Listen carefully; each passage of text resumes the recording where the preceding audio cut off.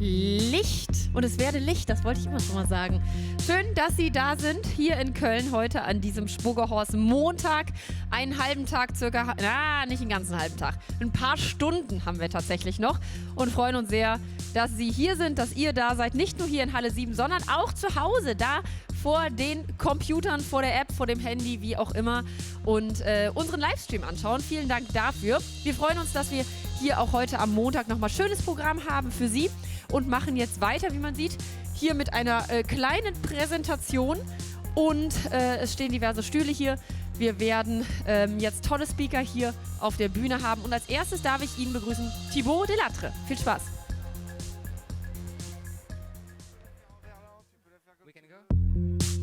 Let's go. Vas-y, je passe en dernier. Vas-y, hop. Moi aussi, je passe en premier. Ah non, c'est moi, je crois bien. Je vais tout miser là-dessus. Hein. Ah non, c'est peut-être moi en premier. Je passe en premier, mon gars. Putain. Ah ouais.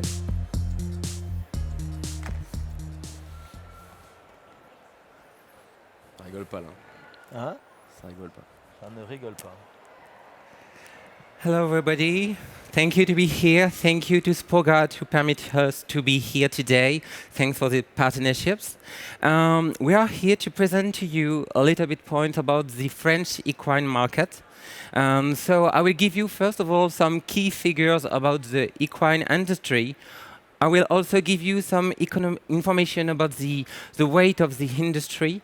And after, I will present you some services of the Hippolia cluster, who we are, what we do, and who are our members. And to illustrate everything, I ended with me 3 members of Hippolia who will present to you their products innovative. So if I give you some key figure of the French equine sectors, there are a lot of horses in this industry. You can see that we have more than 1 million horses. We have several breeds, more than 25. We have a lot of competitions, 15,000 days per year, 1,800,000 races, and we have different structures permitting to do equitation everywhere in France. If we speak about the economic weight of the industrial and service activity in the equine sector in France, you can see that we have more than 1,500 companies that represent more than 2.5 billion of turnovers. We have a lot of workers in this industry, more than 7,000 full-times, and more than 74 manufacturers plan to develop new products that shows that it's a good sign and the markets feel well. If I speak to you about the Hippolia cluster, we are based in Normandy because it's a region recognized for its equine excellence and it's a veritable hub for the industry. The Hippolia cluster is the only innovation cluster in the equine industry in France. The government support us and ask us to help our members, 200 members from the startup to the big group, research centers, training centers, and we try to make them work together to do new products and new services for the equine industry. If I give you some details about our missions, we work on 2 big topics. The first one is the project support. We do tailor-made support for the companies. We help them in innovation, creation of products, marketing, communication, funding, structuration of the project, export. That's why we are here today. And we have the possibility to labeling products as we are recognized by the government. And in another hand, we give some services to these companies. We work on the network, and the aim is to make some meeting between the different members. We do economic intelligence, and so we do watches, we do observatories, and some studies about the market, the size of the market, the new products, things like that. We create we created a panel, which is a big group of several customers that permit to companies to do tests, to do different studies before to sell a product on the market. And we do promotion on the internet, on the social networks, and with some media partnerships. And we also organize some actions on different fairs, and we organize one fair in France, the Normandy Horse Meetup. As I told you, we have more than 200 members. Their activities are very various. We have some companies about the health of the horse. We have feeding, we have horse tack, horse equipment, riders equipment, stables, transport, services, etc., etc. So I give you just an extract of our members that maybe you can know. Some of them are here at Poga. Maybe you know Fuganza, Horse Pilot, Dada, Naka, Ride Up, CWD, Pasque à Cheval de Vaucoux, Harcourt, Racer, etc. So to illustrate my presentation, I decided to show you a little bit focus about the innovation dedicated to the rider from the head to the foot. Because as you know, in France, we want to develop always new products, and we have a very important point on the safety, on the innovation. We do a lot of research. We want every time to do performance, to be to develop something with sustainability. So for all these points, I think that the three next companies will illustrate well what we are able to do in France. So please, let me introduce you a focus on three companies, Naka, Flexon, and Horse Pilot. This is your turn.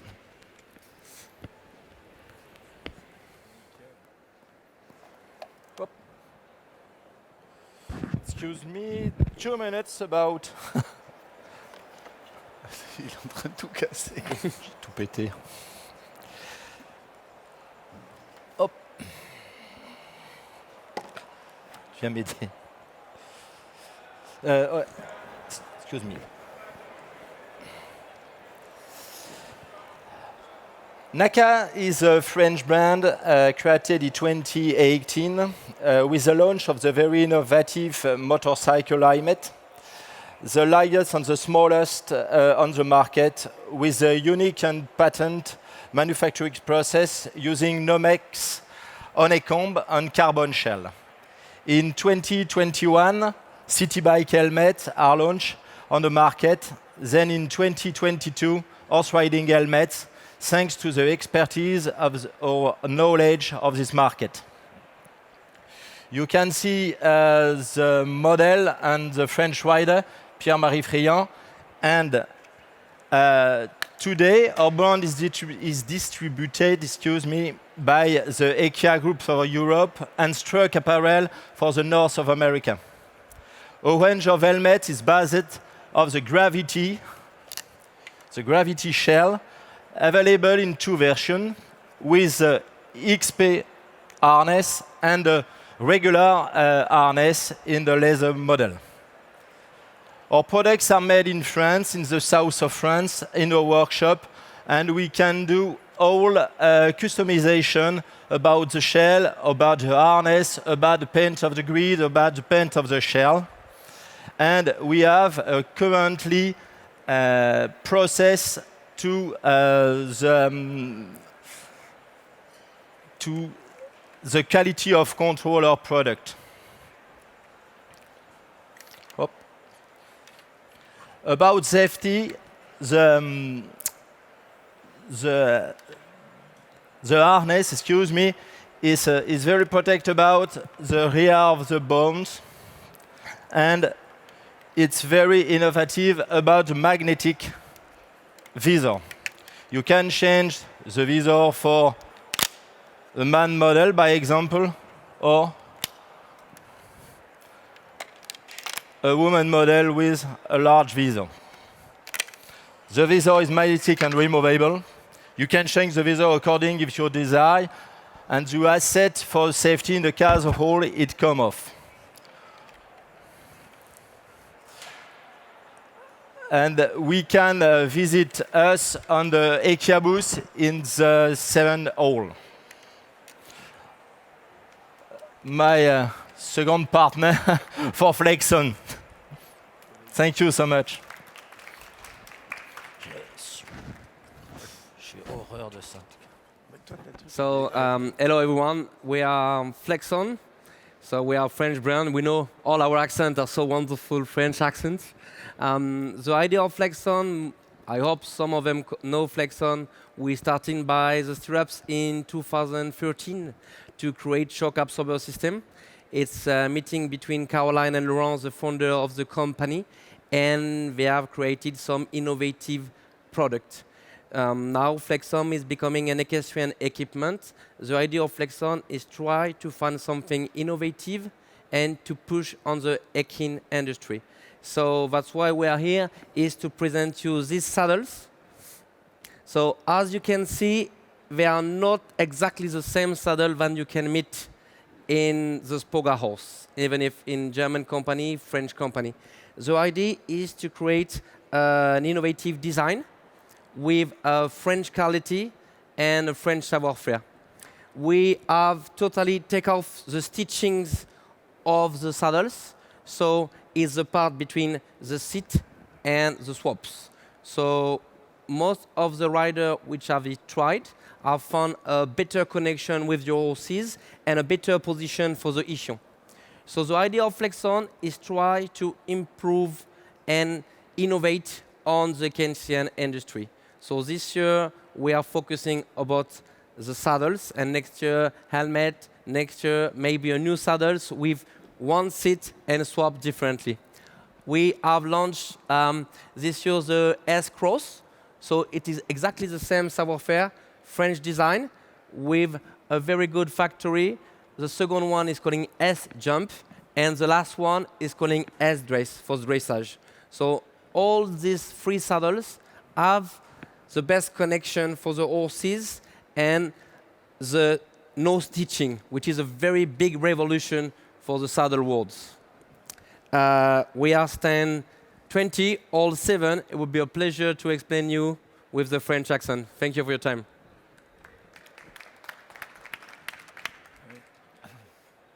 Hop. Hello. Ça marche? Ouais, c'est bon. Hello everybody, so I'm Guillaume from Horsepilot. We are 3 friends who co-founded the company nearly 10 years ago. The DNA of the company was to bring innovations that we found in other sports. We all have a sports background, so we work in different sports brands such as Nike or ASICS, and we found that there is a lot of potential in the horse riding industry to use technology that we could find in other sports and to bring them on horse riding. So we start by apparel, by taking inspiration from ski, cycling, running, and design, and to create a whole new way to think apparel for horse riders. Actually, we're also developing specific airbag, so we've got a specific pattern on airbags, so always on the umbrella to be one of the most innovative company on our market. 5 years ago, as I've got a footwear background, we decided to enter on the footwear market through a new way to see the boots market. So we start from scratch. As sustainability is clearly on our wall now a key point, we also want to innovate on these topics. So we take all the rider needs and all the bad issues that we can find in traditional equestrian boots, and we try to solve all these problems through a really innovative design. So we come through these boots. The specificity of these boots is there is absolutely no leather, and all the fabric is 100% from a recycling cycle. So we've got these boots that has been designed also to improve and to really be in connection with the rider. From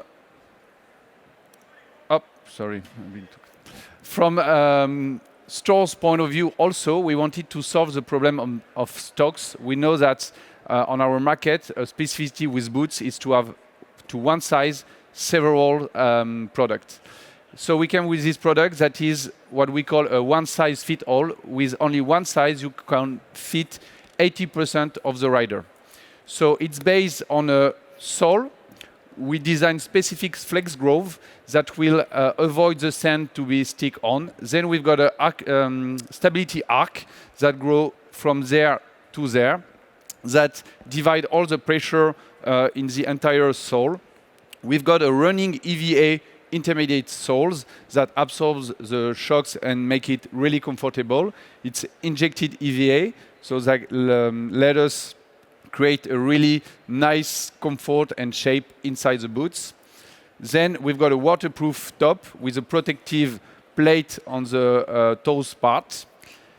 And after, the big innovation has been made of the design of this fabric, what we call a 3D technique knit. So we designed this specific knit to be 300-degree stretchable, so you can really stretch it in all the way. And that will be allow the boots to be really adapted to all kind of rider.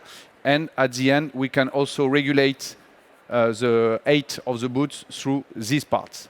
With these boots, as there is a strong flexibility on the ankle, the heel of the rider is going to be 3 cm donors. And we all know from our equestrian coach that the first things we ask to a rider is to have the heel as done as possible.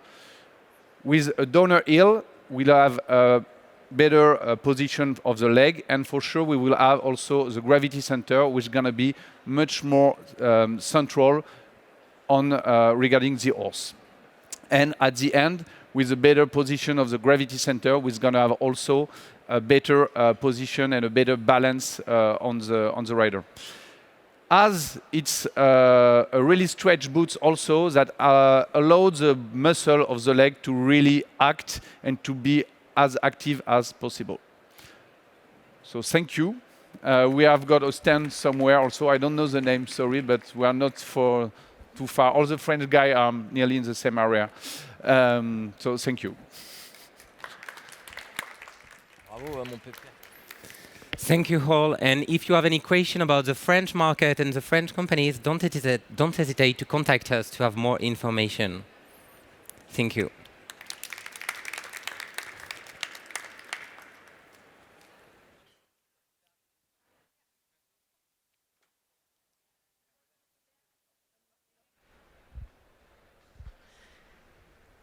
Vielen, vielen Dank dafür. Und wir haben jetzt einen kleinen, feinen, fliegenden Wechsel hier auf der Bühne.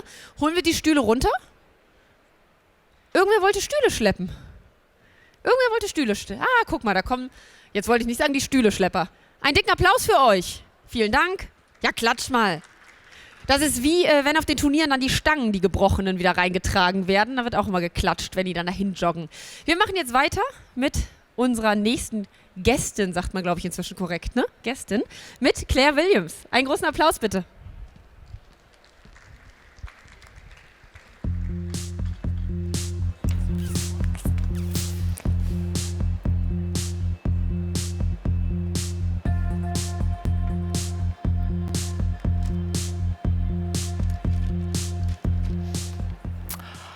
Guten Tag alle, mein Name ist Claire Williams. Ich halte meine Rede aber auf Englisch. Ich denke, das ist einfacher für alle. I work with the British Equestrian Trade Association. I lived in Germany for 10 years. I came to BETA in 2000 and have been building the association and its relationship with our members ever since. We are the largest trade association now for manufacturers and suppliers of equestrian products to customers around the world. Despite our name, we are actually international. We have over 850 companies from 850 company members from 25 countries, and we've been supporting the industry for over 40 years. We offer a wide range of benefits to members. We're perhaps best known in the area of safety. We developed the first standard for body protectors and launched that in the 1990s, and it became the European standard in 2000. Since then, it has continued to be run as a quality standard, which means that the products are tested annually, and that was renewed in 2018. We also offer accreditation schemes for feed products to show that the manufacturers have gone to all efforts to reduce the risk of naturally occurring prohibited substances occurring in their feed. And we also are very active in helping companies open up new markets, whether that be overseas companies coming into the UK, or indeed British companies wishing to seek export markets for both goods and services. We do that through a range of methods. We provide business advice and networking opportunities. We run a number of conferences in the UK, and we take groups of companies overseas to trade fairs such as SPOGA, Equitana, the Dubai International Horse Fair, as well as Equitana in Australia. We also assist overseas buyers to source products and partners in the UK and through our network of members around the world. We're also perhaps best known for Beta International, which is our own trade show, established for over 40 years, attracting companies from around the world, both as exhibitors and visitors. And we also publish the leading equestrian trade magazine, Equestrian Trade News. More on both of those in a little later in my presentation. We also offer training on a wide range of topics, including saddle fitting, safety equipment fitting, bits and bitting, and for us, the coronavirus has helped us extend our reach, as all of these courses we can now run online as well as face-to-face. So we've enabled people to attend our courses now from Australia, North America, Europe, as well as the UK. Now to give you a bit of detail about the equestrian market itself. The equestrian market in the UK is second only probably to Germany in terms of size, scope and scale. We undertake something called the National Equestrian Survey every 4 to 5 years, and it's the only source of independent data on the British riding market. We started it in '95 when it was noticed that there was a dip in the number of riders, and we needed to understand why that was happening. And we've continued it ever since on that 4 to 5 year cycle. The exception to that was during Corona, we actually did another survey in 2020. So I'm giving you some data from the 2020 survey today, but also most of it refers back to 2019. We're currently undertaking the fieldwork for the next survey, which will be published later this year. So this is a survey of some of the key data, and I'll go through each of these points individually, just to drill down to in a bit more detail about the size and scope of the market.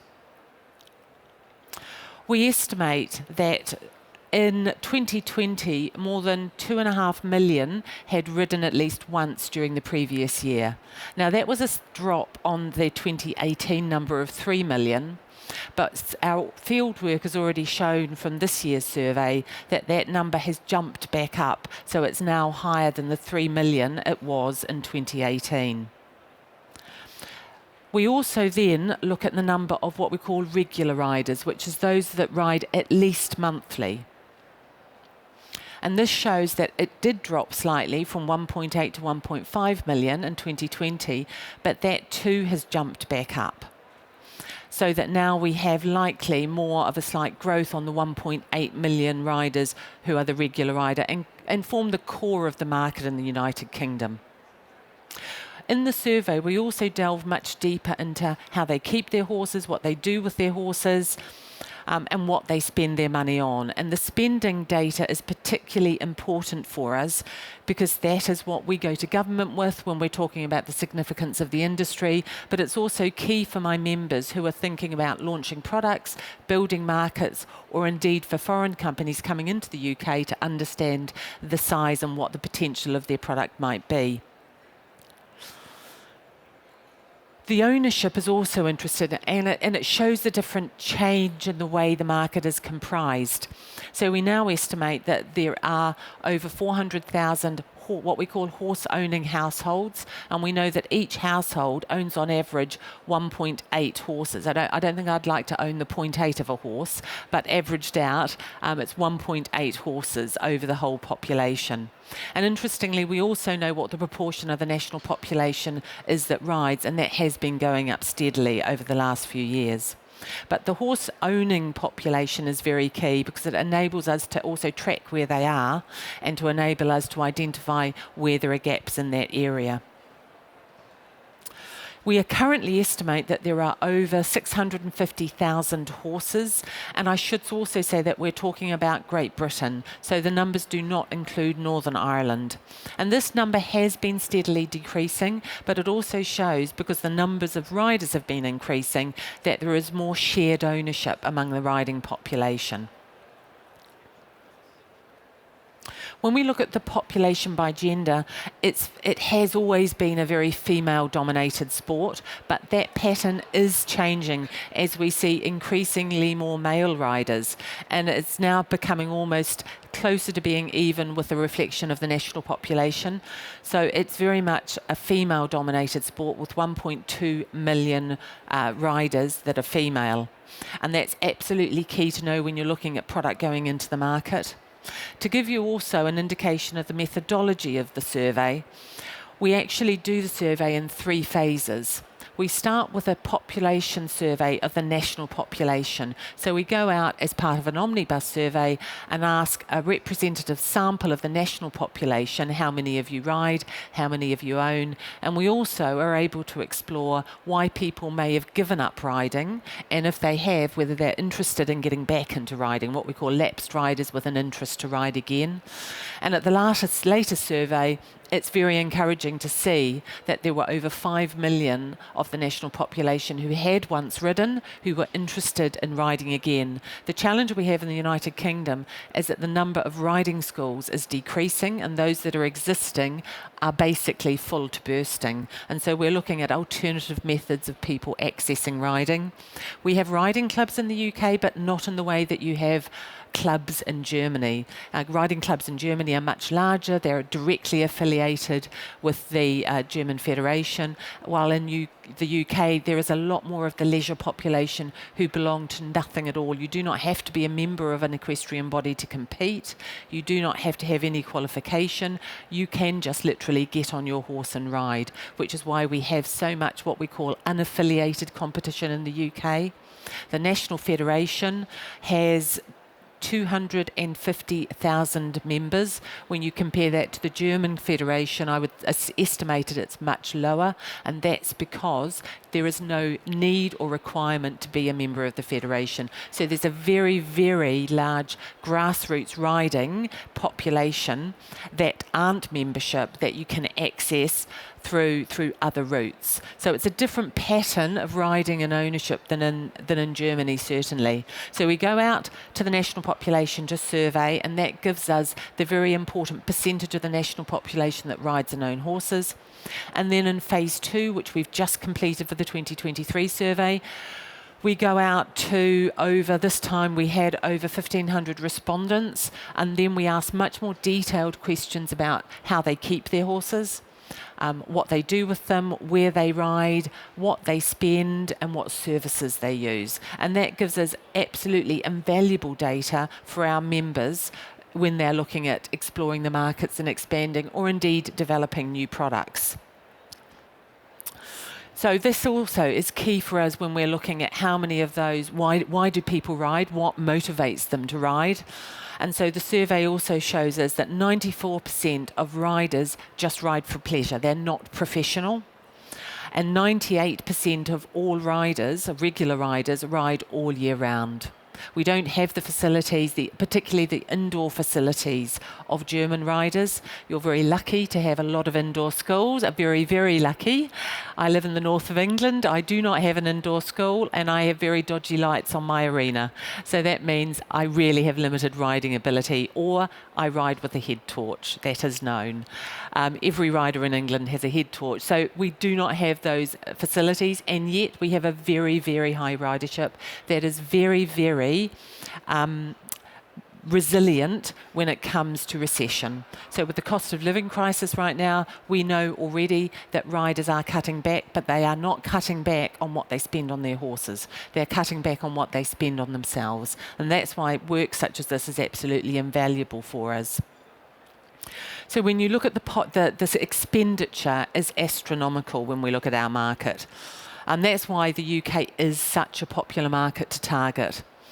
The estimated value of the equestrian spending, we estimate at 4.7 billion. Now that is only the leisure market. When you add in the expenditure from the professional racing industry, excluding betting, that puts our total turnover of the equestrian market in the UK up to around about £8 billion, which is about 6.2 billion euros as one market. We've also seen a real growth in the use of the internet, yet the last year we've seen a slight decline and more popularity going into what we call bricks and mortar shops.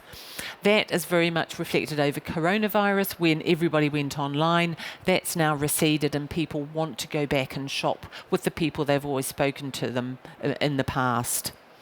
What I've also got some details is what we call direct versus indirect expenditure.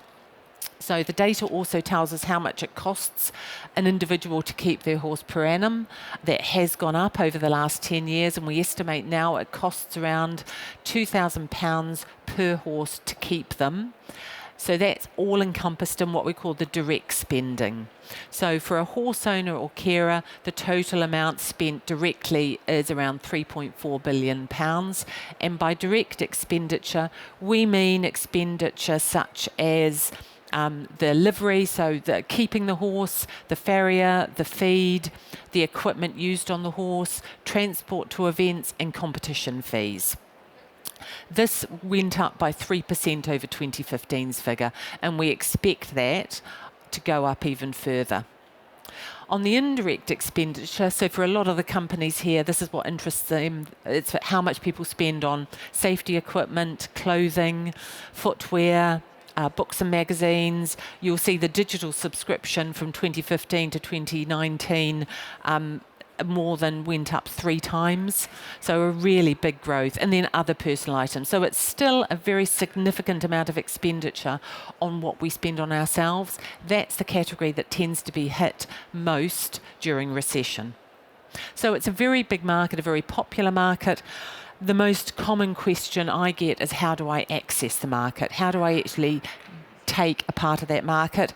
And here I would say that despite the dreaded B word, Brexit, which most of the people in the UK frankly hate, and a lot of us who are in the trade did not vote for, the market is open. It's perhaps not as easy to access, but it is very definitely accessible.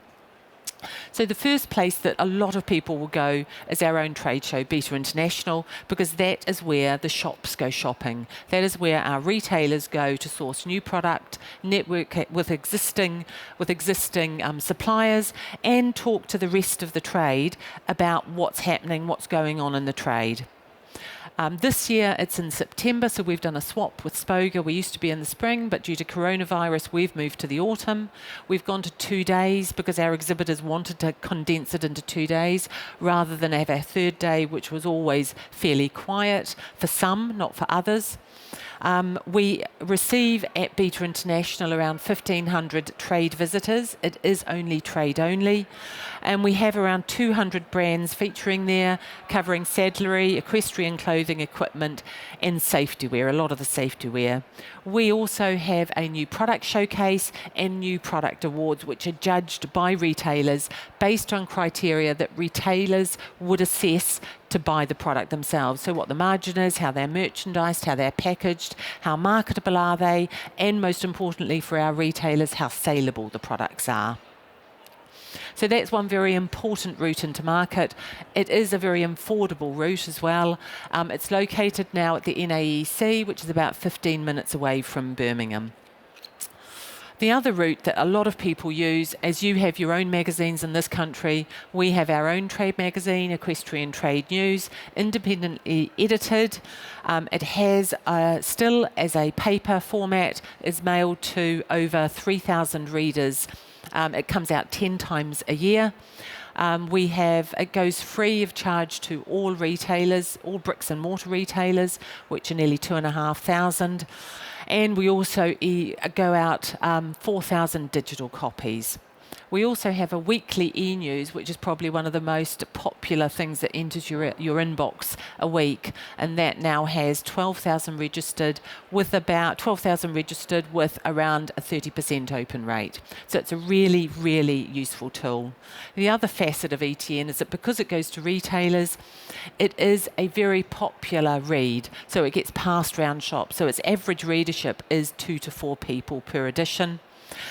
And 82%, we did a survey last year and found 82% of readers read the publication every month. And it's also something that you keep, if not for months, some of our readers keep it for years. It's a really useful history of the industry as we look back over both the months and the years. It's available to access. We do have free editorial, so it's the key location for new product launches, for editorial, but we also have paid for adverts and advertorials. We also do what we call in England takeover emails, where it allows advertisers to access the emailing list for the magazine, and that can be targeted by either area or type of business. So it's a very popular advertising tool. And then finally, the other key route to market for a lot of companies is our own organisation. Because of the fact that we can provide accurate market information and contacts, members receive a copy of all of our market research free of charge and can upgrade to some of the more in-depth specialist research as it comes out. We also have a market research panel which contains around 7,000 regular riders that can be used to survey on a specific project basis. So some of our members and non-members will use that, particularly when they're developing new product or new packaging and need immediate feedback from the riding public. We assist overseas buyers to source products and partners in the UK, and also help them navigate some of the regulations that are in place post-Brexit and also before Brexit. Although even pre-Brexit we had the same regulations, there were different interpretations as they enter the market, particularly in the feed and supplement area. We have a very strong membership amongst the feed companies. 98% of feed manufacturers and supplement manufacturers in the UK are our members, so we're very strong, particularly in that area, as well as in the safety and clothing area. We also can use the market insight data, and we also offer the chance for members particularly to participate in our marketing campaigns. We run now 4 social media marketing campaigns per year. This year we started new, in light of the interest around the social licence, a 2-week campaign on welfare and well-being.